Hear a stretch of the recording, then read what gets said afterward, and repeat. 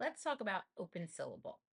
We learned in a previous video about the closed syllable. When the vowel is closed in behind it by letters, it makes the short sound. The opposite of closed is open.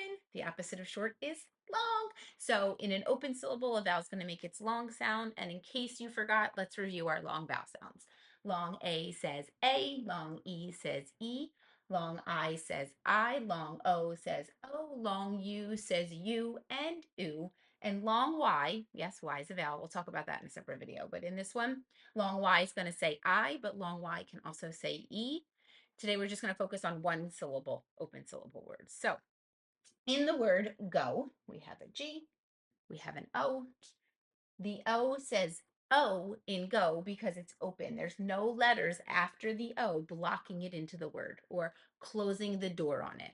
So that's why it's making the O sound, because it's a long sound in a open syllable. So to mark the word go, a child would put a macron, mark, map, whatever your child's teacher calls it, above it, which is a straight line.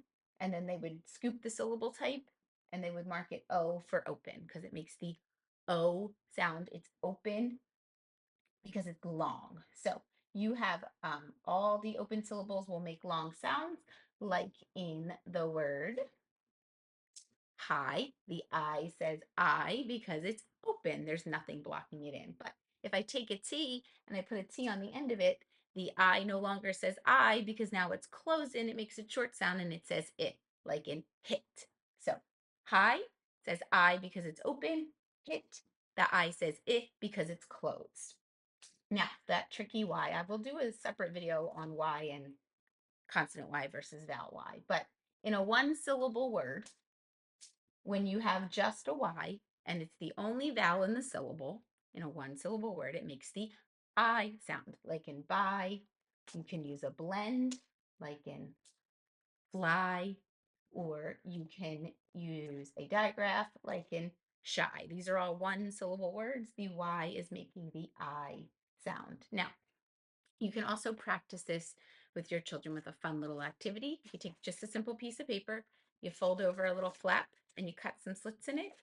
Down one side, you write some open syllable words, and then on the other side, you write some consonants, and then we'll talk about open versus closed. So this word here is high, and you ask your child, what sound does the I make? It says I because it's open. There's nothing closing it in, but when you close the door on it, it now makes the short sound and the word becomes him. It makes the I sound. So we go from high to him, be to bet, so to sob, and she to shell.